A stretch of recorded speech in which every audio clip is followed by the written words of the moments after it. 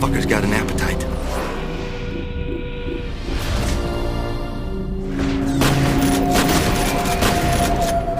Take the cerebral horror of a game like Silent Hill, mix in the intense firefights of any great first-person shooter, and you have F.E.A.R.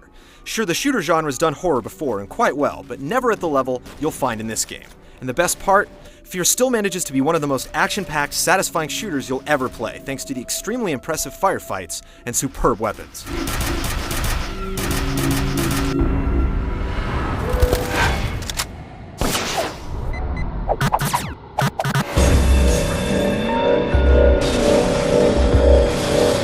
You're the newest member of F.E.A.R., the first Encounter Assault Recon Force, a secret unit that acts as the first line of defense and investigation of paranormal threats to national security.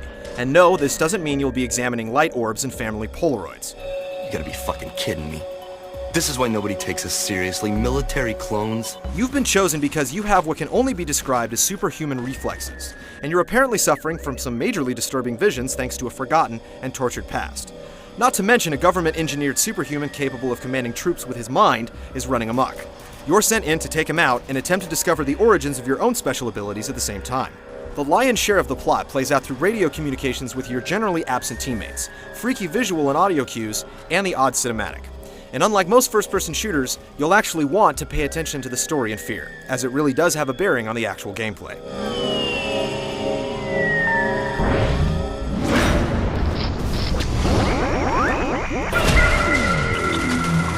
While you'll want to spend most of your time in F.E.A.R. in the actual campaign mode, if you're looking for a straight shooter fix, the game's got you covered there too. F.E.A.R. comes complete with a handful of instant action missions, where the idea is to get through each area or complete each objective as quickly and stylishly as possible. Do well, and you'll see your name up in lights on the game's worldwide leaderboards. However, it completely removes the horror aspect of the game. Likewise, online play is what you'd expect from any first-person shooter. Standard deathmatch and capture the flag modes make up the bulk of the experience. Thanks to the decent weapon balance, online matches tend to get pretty intense as each player is allowed to choose his or her favorite firearm right from the get-go. The biggest issue facing all of the game modes on F.E.A.R. is the severe lack of level variety. From the campaign to the multiplayer matches, each locale starts to look the same very, very quickly, and there's no real variety to speak of. Still, it's a small price to pay for the excellent gameplay.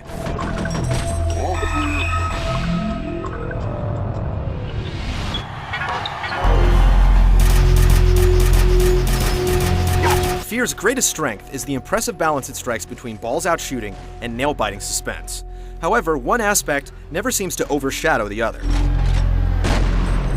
Firefights in F.E.A.R. have to be seen to be believed. These bullet festivals are made all the more impressive by the fact that deadly bits of metal traveling at high velocity will have some sort of effect on almost everything in the environment. Set off a grenade, and you'll get a satisfying explosion that sends body parts and any nearby objects flying off in all directions. Shoot an enemy at point-blank range with your shotgun, and watch him vaporize into a cloud of red mist. This is made all the more visceral by using the game's patented slow-mo feature that brings everything to a crawl. It's great, but you might find yourself leaning on it time and time again. In the multiplayer modes, it's either off completely or on all the time. The enemies are smart. More than just diving for the nearest cover and digging in until you come across them, your enemies will work as a team to flank you, pin you down, or even flush you out of cover. It's really difficult to find a 100% safe hiding spot on the battlefield. You have to be constantly moving around and evolving your plan of action to take into account your enemies' changing tactics. It's awesome, and it makes an otherwise paint-by-numbers shooter something unique to play.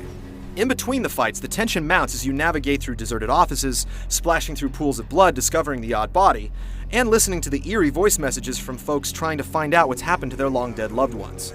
These sections are a stark contrast to the madness of the combat. When something does actually happen, you'll find you're a bit more jumpy than you expected. It might be easy to pass F.E.A.R. by with heavy hitters like Gears of War or Rainbow Six Vegas taking up most of your trigger-happy game time.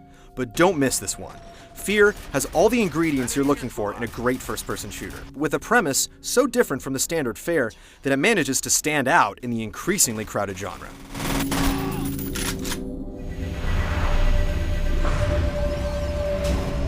They're working on a military contract to develop an army of clones that respond to a psychic commander.